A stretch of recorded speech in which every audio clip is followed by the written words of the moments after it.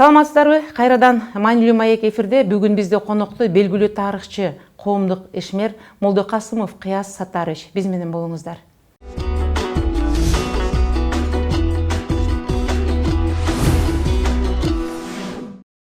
Саламатсызбы, Кыяз мырза? Студиябызга куш келиптирсиз. Саламатсыздар. Мына биз көптөн бери бул темабыз жаңы жылга чейин уланат, анткени деген бүгүнкү күндө коомчулукта ар кандай ойлор айтылып атат.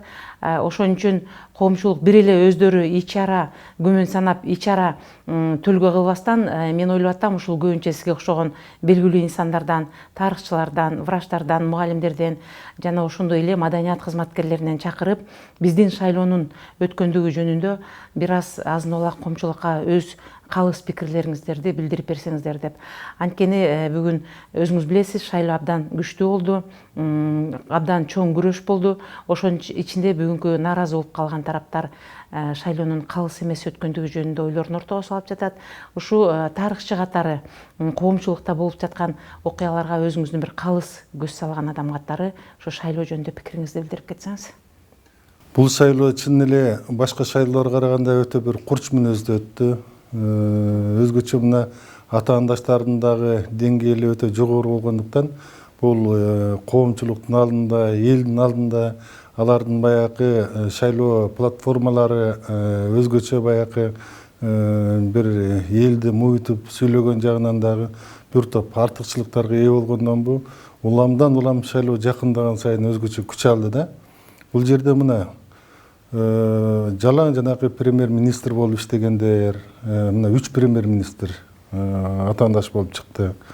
Андан кийин ушу Кыргызстанда төбөсү көрүнүп калган көп кызмат орундарында отурган элдин арасында сүйлөгөн жагынан өзгөчөлүгү өтө курчтугу менен мына Адахан Кимсанбаевич дагы бул жерде реалдуу түрдө 3-чү орунду алып атат. Анан ушундай баягы депутаттар чыгышты, акчалуулар чыгышты. Анан ушулардын арасында шайлоо өтө курч мүнөздө өтүштү. Эгерде мурдагыдай шайлоо болгондо жанагы пачка алып барып эле жанагы Акаев менен Абсамат Масалиевдин ортосундагы шайлоолор болгондо анда пачкалап алып барып эле же акчалуулар же дагы бирөөлөр алып барып туруп эле бул жерде жана каруселди киргизип эле бул жерде шайлоо таптакыр башкача өңүттө кетиши мүмкүн болчу. Азыр мына шайлоо жаңы ыкмада өткөндүгү үчүн ар бир адамдын бирден гана шайлоого бюллетень таштаганга мүмкүнчүлүгү бардыгы үчүн бул шайлоодо жыйынтыгы кандай болорун көпчүлүк күтө алган жок. Бирок улам баягы күчөгөн сайын кээ бир талапкерлер анын арасында өзүн президент катары сезип алып туруп, жанакы өздөрүнүн сөзүнө көзөмөл кыла албай калды. Бул ошол шайлоодо негизги атаандаш Сооронбай Шариповичка мына оң жол ачып берди, ачыгын айтыш керек. Себеби мына өзүнүн элине ишенбей, кошуна президенттен барып жардам күтүп, аны атайын сүйлөтүп, анан кыргыз эли эсиңерге келгиле, мына биз аркылуу бүт машина жол, унааңар, соодаңар биз аркылуу болот. Ошон үчүн мына жаш талапкерди шайлап алгыла деп ушинтип чыкканы кыргыз элинин ачыгын айтканда шайлоочулардын бир топ көңүлүн калтырды. Андан кийин мына 2010-до 90-жылы түштүктө эки элди атайын ушундай бир кагылыштырган бир күчтөр болгон. Мына ошолордун эле ыкмасында алып туруп, өзектердин арасында ак калпагын чечип туруп, анан жанакындай 10 адырга барып туруп, ушу козутуп сүйлөгөн сөзү мына Өмүрбек Бабановдун шайлоодогу биротоло мындай аброюн өтө баягы ага болгон ишеничти жок кылып койду. Ошон үчүн бул мыйзам көрүнүштүү нерсе. Бул жерде шайлоо эч кандай бири-бири менен мындай бир бийлик же өтө мындай аракет кылган жок, же бурмаланган жок. Өзүнөн өзү Бабанов ошол 2-3 жанакындай бир ор койгон катачылыгы менен өзүнө өзү көр казып алды. Ачыгын айтыш керек. Ал эми Сооронбай Жээнбековдун бул жерде мына бир артыкчылыгы, анын мына оппозициялык маанайдагы саясатчылар деле, анын ушу Азимбек Бекназаровго окшогон атаандаштар деле, мына булардын арасында эң мыктысы, тазасы ушу мамлекетчил адам бул Сооронбай Жээнбеков деп өздөрү да мойнуна алып атышты.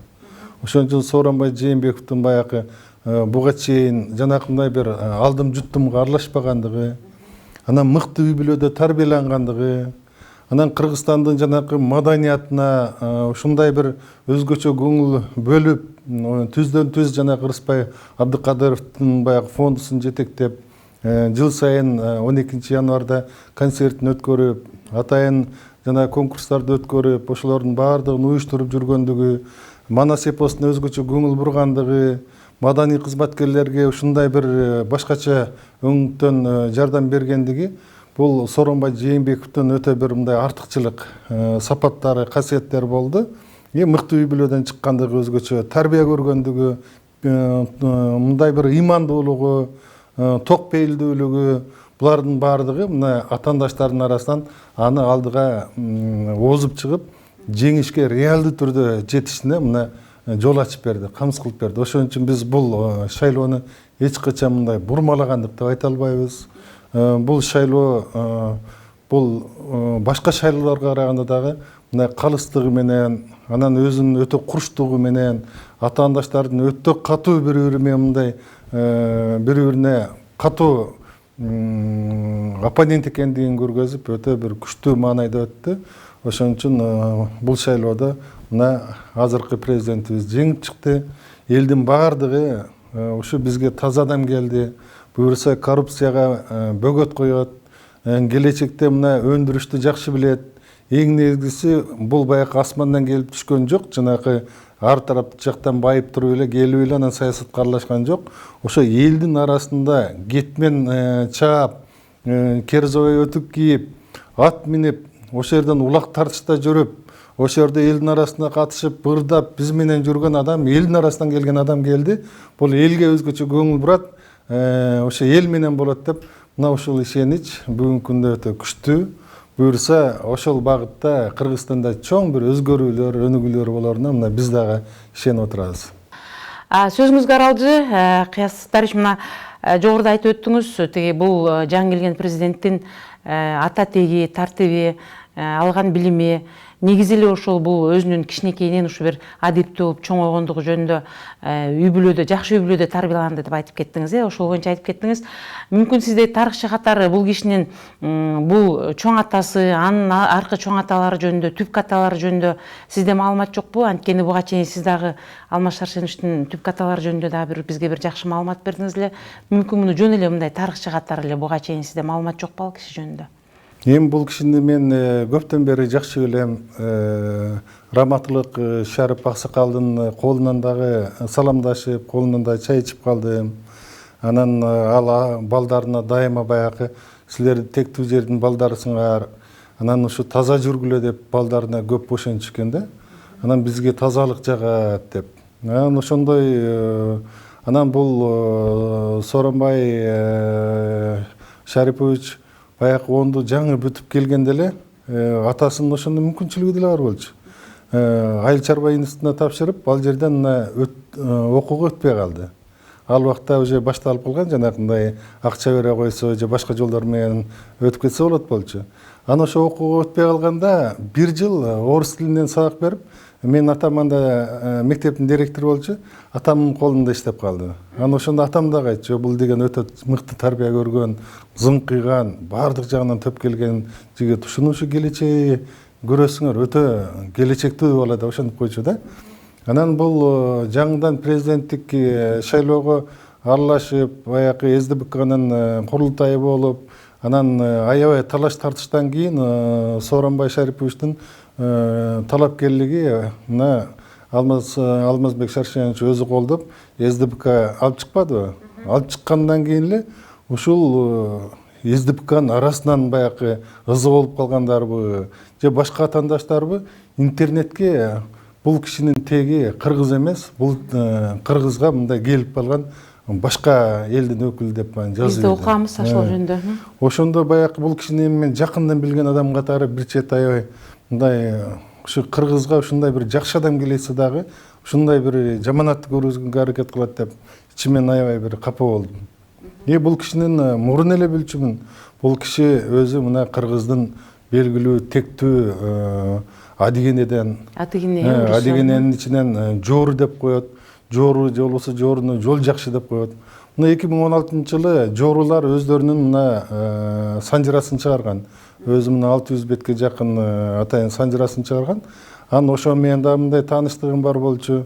Анан ошо Жорунун эле кадимгидей 4-урпагы бул Теңизбай Тасма болуп мына анын урпактары да. Анан алардан келип туруп ал жерде бий, датка ушундай бир төбөсү көрүнгөн Кокон хандыгынын мезгилиндеби, кийин Россиянын мезгилинде ошо бий болуп, датка болуп, ушундай датка даражасын алгандар саналуу адамдар болгон. Анан бунун чоң аталары кадимгидей ошондой датка болуп, бий болуп келген кишилер да. Кожоназар, Пирназар деп, Биймырза деп кийин. Анан ошон үчүн бул эч кандай баягы улуту башка элдин арасынан келип, кыргыздарга келип, түнөк алып, мындай ошо эл болуп кеткен адам эмес, чыны кыргыз, теги мыкты, таза кыргыз экендигин мурда эле билчүбүз. Көрсө саясатта ошондой экен. Жаманатты кылыш үчүн эле ошол адамды башка улутка мындай аралаштырган. Мына Алмазбек Шаршеновичти деле интернетте, гезиттерге бунун теги ушундай башка эл, бул кыргыз эмес деп жазып иди.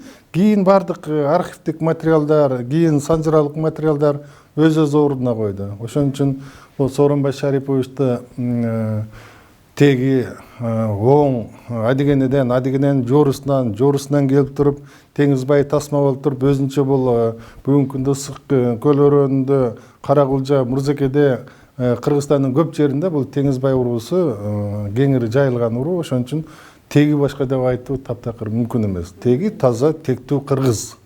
Ошон үчүн буну мен кызыкпай эле элдин баардыгы билет. Ошон үчүн теги эч кандай шек туудурбайт. Жакшы болду. Мындан кийин эле бүгүнкү бизде өлкөнү башкарып жаткан ажообуз таптаза эле биздин кыргыздын канынан экенин мындан дагы буга чейин билбесек, мына дагы тагыраак билип алдык. Андан кийинки сурообуз бүгүн коомчулукта бир кызуу сизге тиешелүү суроолор пайда болуп жүрөт. Биз буга чейин билишчү сиз деген биздин улуттук университетте сабак берип, жана ага чейин биздин улуттук канал КТРди жетектеп келдиңиз эле. Ал учурда дагы билебиз КТРдин кандай өсүп өнүгүп жакшы жетишкендиктерге жеткенин. Сиздин бүгүнкү алектенип жаткан ишиңиз эмнеде? Кыяз Молдокасымов бүгүн деген жумушу жок эле жүрсө керек деп бир күмөн санагандар да болуп жатат. Мүмкүн бүгүн сиз жасап аткан ишке биз деген маани бербей жаткандырбыз. Ошон үчүн ал жөнүндө да азын-аулак айтып кетсеңиз. Эми мына мурдакы президент тарыхка өзгөчө көңүл бурган, ушу тарых аркылуу мекенчилдикти, мамлекетчилдикти, элдин аң сезимин көтөрөйүн деген ниетте көп иштер жасады. Алгач президент болуп келгенде эле тарыхка көңүл буруп, президенттин алдында тарых комиссиясын түздү. Кыргызстанда төбөсү көрүнгөн аттуу баштуулардын баардыгы ошол президенттин алдында тарых комиссиясынын мүчөсү. Анан ошо тарых комиссиясынын ишин ошо жүргүзүш үчүн Мурас фондусу түзүлгөн. Мына ошол Мурас фондусунда 2013-жылдан бери иштеп атабыз. Мурда орун басар катары иштеп келдим эле. Биздин уставка ылайык 3 жылда жетекчилик алмаш керек, жаңыланыш керек же узартылыш керек. Анан мага чейин Тынчтыкбек Чоратегин төрага болуп, көп жакшы иштер жасады. Анан ал өз ишин мага уставдын негизинде мага өткөрүп берди. Азыр ошону 1 жылга жакындап калды, төрагасымын. Бүгүнкү жетектейсиз ошол. Бүгүнкү Мурас фондусунун президенттик аппараттын алдында Кыргызстанда өткөн жылы тарых жана маданият жылында өтө көп иш-чараларды өткөрдүк. Жерлерде элдер менен бар ошо тарыхый темасында көп жолугушууларды өткөрдүк, көп китептерди, эмгектерди чыгардык. Бир жылдын ичинде эле 15-20 илмий жыйындарды өткөрдүк. Мына быйылкы жылы деле жанакы Алтай цивилизациясы деген чоң бир эл аралык форумду мына ошо Мурас фондусу түздөн-түз ошону өткөрдү десек болот. Андан башка 1916-жылдагы улуттук коштонуу көтөрүлүштүн былтыр 100 жылдыгын өткөрдүк. 1917-жылдагы Октябрь революциясынын 100 жылдыгын, Сталиндик репрессиянын 80 жылдыгын өткөрдүк. Анан эң негизги нерсе баягы тарыхчыларды биз башын баягы бириктирип, анан жаңы бир багытта бир иштөөгө мындай бир кадам таштай алдык да. Анан көпчүлүк учурда биз мына сырттагы архивтерге соңку мезгилдерде биз бара албай калганбыз. Соңку бир мына 3 жылдын ичинде мына Өзбекстандын Борбордук мамлекеттик архиви азырынча мына жаңы маселе чечилип атат. уруксат берсе мен мурда ал архивтерди айлап отуруп иштегенмин. Өтө көп Фергана өрөөнүнө тиешелүү, кыргыздарга тиешелүү өтө көп жакшы материалдар бар. Ал эми Кыргызстандын түндүгүндөгү жашаган элдердин негизги архивдик документтери Алматыда болчу. 2-3 жылдын ичинде улам барып, баардык иштерими таштап, ал жерде болуп отуруп, буга чейин бир чоң бир институттар жасабаган, биз тарыхчылар көңүл бурбаган бир чоң ишти жасап койдук. Ошол Алматанын архивинде кыргыздарга тиешелүү кыпындай дагы материал болсо, ошолордун баардыгын биз тактай алдык. Бул баягы мурда көңүл бурулбаган же болбосо бир чоң бир институт аткара турган ишти мына буюрса аны бүтүрүп алдык. Эми буюрса мына мурдакы президентибиз Өзбекстандын президентине да түздөн түз кайрылган. Өткөндө тышкы иштер министрлерине дагы мындай кайрылып өтүнүч кылган. Азыр эми Өзбекстандын архивинде да мүмкүнчүлүк түзүлүп калса, бүт баардык ишти ушундай бир токтотуп коюп, ошол мурас фондусу аркылуу ошол Өзбекстандын архивиндеги кыргыздарга тиешелүү маселелердин баардыгын бир тактап алсак деп атабыз. Мурда мен ошол жерден аябай баалуу бир материалдарды тапканмын. Токтогул Сатылгановго тиешелүү, Курманжан Даткага тиешелүү, Шабдан Баатыр, Байтек Баатыр иши кылып, Алымкул аталык кыргыздын мыкты инсандарына, айрым бир ушул тарыхый окуяларга тиешелүү өтө бир баалуу материалдарды мен көргөмүн.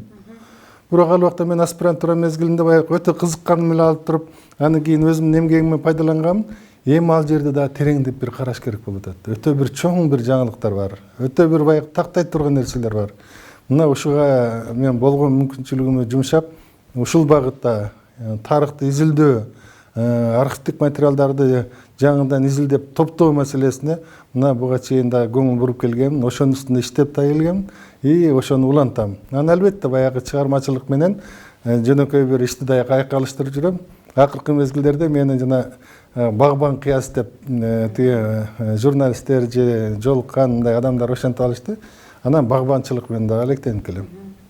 Өзүңүздүн эле жеке чарбаңызда, Өзүбүздүн жеке чарбабызда. Бул негизи жакшы, анткени деген мен билишимче ошол бакта отургузуу же болбосо мөмө жемишти отургузуп, анын жемиши бышканын көрүү бул өзүнчө бир адамдын өзүн дарылоого чейин барат. Мындан келди бул тарыхчылар баардыгы башы биригип чогулуп бир ынтымакка келсе, биздин Кыргызстандын улуу кыргыз элинин терең тарыхын мындан арыда талдап кененирээк билүүгө, кийинки урпактарга кененирээк айтып берүүгө мүмкүнчүлүк бар экен.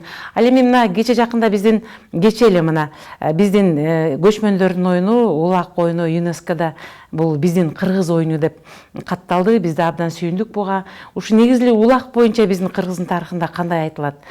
Буну качантан бери ойноп келатат, же негизли кыргыз жаралгандан бери бул бизден башка улуттарга өткөнбү, же бизге башка жактан келгенби? Бул боюнча сизде кандай маалымат бар?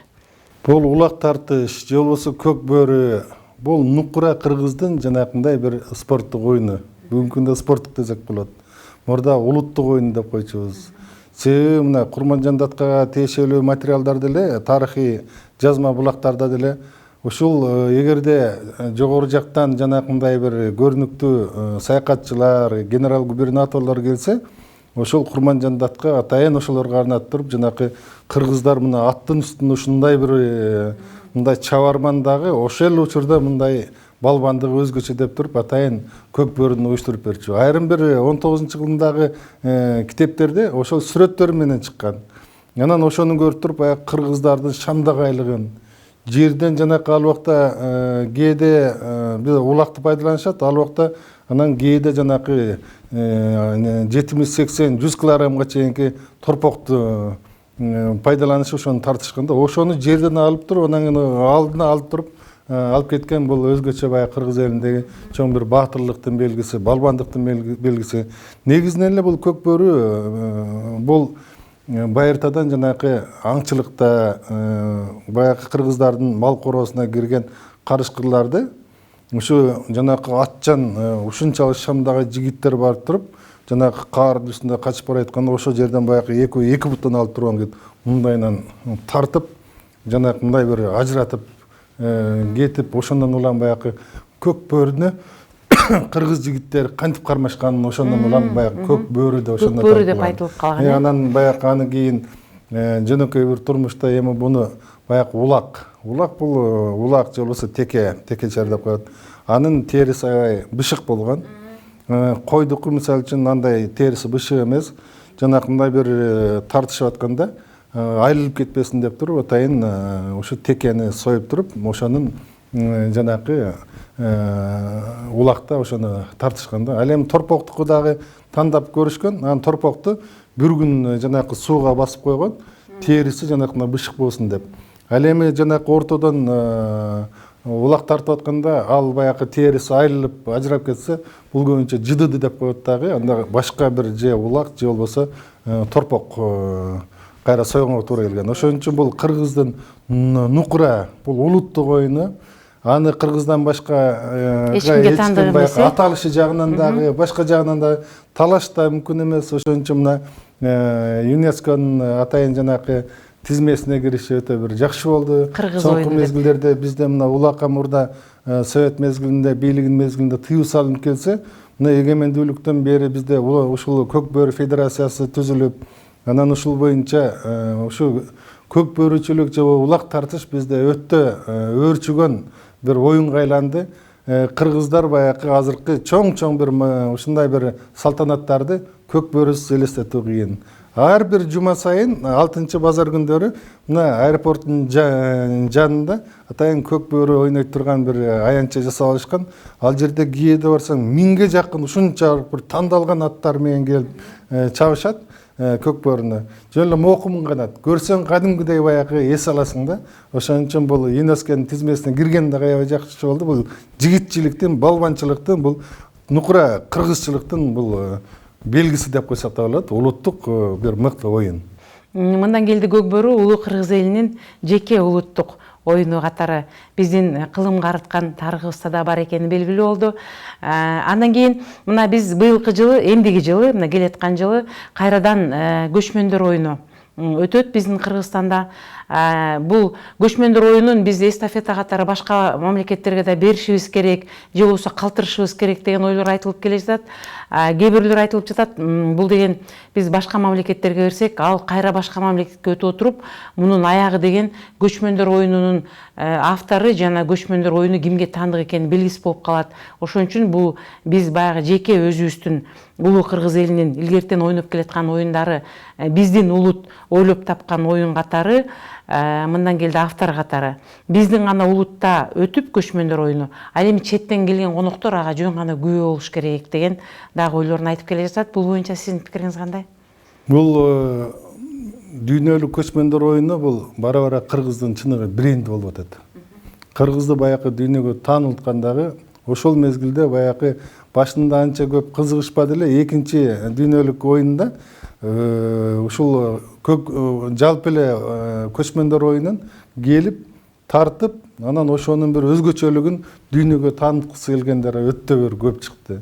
Мына 3-чү оюн мына эмдиги жылы келерки жылы 2018-жылы сентябрь айында өткөн атат. Ага дагы азыртадан эле катышат турган өтө көп өлкөлөр мындай кайрылып аткандыгы дайым болуп атат. Анан жылдан жылга баягы бул көчмөндөр оюнун мындай бир жаңылыктар да көп кирип атат. Бир эле жанакы оюндар менен гана чектелбей, көчмөнчүлүктөгү баягы эң белгилүү оюндар менен эле чектелбей, кийинки мезгилдерде ошол көчмөн турмуш кандай болгон? Ошол көчмөн турмуштун өзү кыргыз элин руханий жактан ушундай байыткандыгы. Анан ошол көчмөндөр оюну аркылуу кыргыз эли ушул жанакындай жоокерчилик турмушка даяр болгондугу. Анан ошол көчмөн эл кандай салт менен жашап, кандай тамак менен азыктанган, ушулардын баардыгы бир өзгөчө мындай бир жылдан жылга толукталып атат да. Мисалы үчүн биринчи жылы көчмөндөр оюну бул жакта өзүнчө көлдүн жээгинде көчмөндөр оюну болду. Ал эми кырчында жанакындай көчмөндөр оюнун жанагы салт санаасы жана этнографиясы, анан тамак аштары жана көргөзмөсү өтпөдү беле. Ошондо бир таң калганым, мен да комиссиянын мүчөсү болуп туруп, ар бир боз үйдү кыдырып көрүп атабыз. Ушу көчмөндөргө белгисиз унутулуп бара жаткан тамак аштардын бир түрлөрүн көрдүк да. Бир боз үйгө кирсек, бир 90га жакын түрүн коюп коюптур. Экинчи бир боз үйгө кирсек, бир 130 түрүн коюптур. Өткөн жыл болсо ошол 200дөн ашырыптыр. Баягы унутулган баягы көчмөнчүлүктөгү баягы кыргыз эли тамак аштын кандай жасаарын деле жакшы билбейт деп мындай бир сөзгө кабылып келбедик белек. Тиги жерде көрсөң көз жайнайт, кыргыз эли ушунчалык баягы салт жагынан дагы, тамак аш жагынан дагы. Алардын көпкө сакталышы жагынан дагы сакташ керек. Анан жана калориясын күчөтүш жагынан дагы булардын бардыгын баягы эске алган өзгөчө улут экен. Ошон үчүн бул көчмөндөр оюну жылдан жылга ушундай байып атат. Быйылкы эмдиги жылы 2018-жылы өтө турган көчмөндөр оюна биз мына Алтай цивилизациясы деп биз быйыл чоң бир эл аралык форум өткөрбөдүкпү? Эми ошону ПИАК деп коет. Бул 61 жылдан бери дүйнө жүзүндөгү Алтай тектеш элдеринин тарыхын изилдеген, тилин изилдеген, салтын изилдеген окумуштуулар жыл сайын өзүнүн салттуу илимий жыйынын өткөрөт. Биз мына август айында Будапештке барып, ошонун 60-чы юбилейлик илимий эл аралык илимий жыйынына катышып, 61-ин биз Кыргызстанда өткөрүүнү ошол жерден мындай сунуштап, ошону биз жеңип алдык. Көчмөндөр оюнунун алдында ошол биздин авторитеттүү, абройлуу өткөн жылдагыдай Алтай цивилизациясы сыяктуу эле эл аралык форум кош өтөт. Анын темасы дагы Алтай тектеш элдериндеги улуттук оюндар деп ошону коюп атабыз. Эми ал жерден Алтай тектеш элдериндеги улуттук оюндардын өзгөчөлүгү жөнүндө аябай көп маалыматтарды алабыз. Бири-бири менен мындай толуктап турат. Буюрса көчмөндөр оюнуна да бир жаңылык кирип атат. Интеллектуалдык жагынан дагы, анын тарыхын жагынан дагы эл аралык форум болот. Андан кийин көчмөндөр оюну болот. Биздин окумуштуулар ошол көчмөндөр оюнуна катышып, өз көздөрү менен көрүп, кырчынга барып, биздин салт менен, этнография менен, улуттук ушундай байлыгыбыз менен таанышып, анан буюрса аны өз жерлерине барып айтып, рекламалайт да. Бул жөнүндө бизге Алтайдан келген тарыхчы Белеков Иван Итович. Ал киши да келип бир өзүнүн жакшы маегин бизге деген ошол жерде рух ордодон куруп берип кетти эле.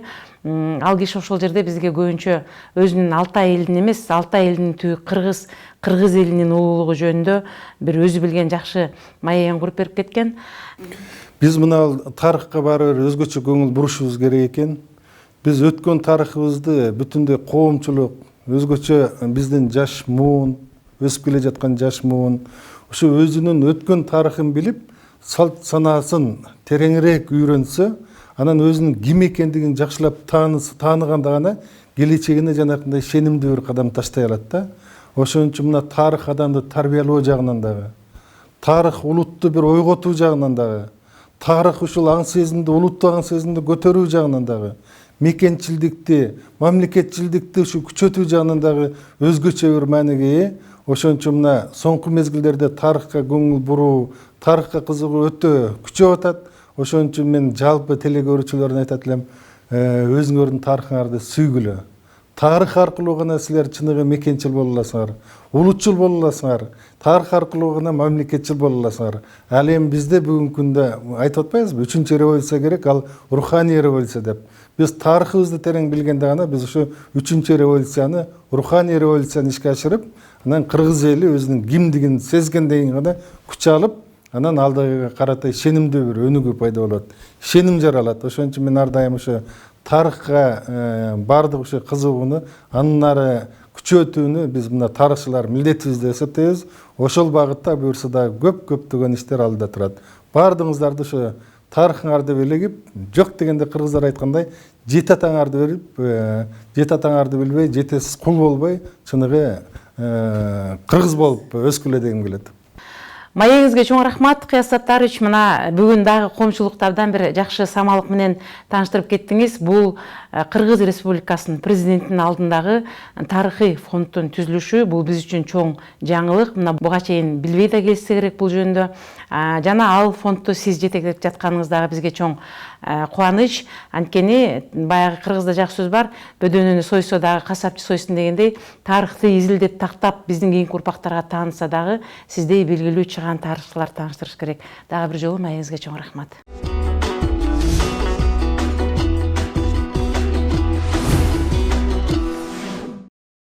Ушуну менен маанилүү маегибиз соңуна чыкты. Сиздерге белгилүү тарыхчы, коомдук ишмер Молдокасымов Кыяз Саттарович маек куруп берди. Сиздер менен Үмүт Мукамбетова болду. Кайрадан кездешкенче саламатта болуңуздар.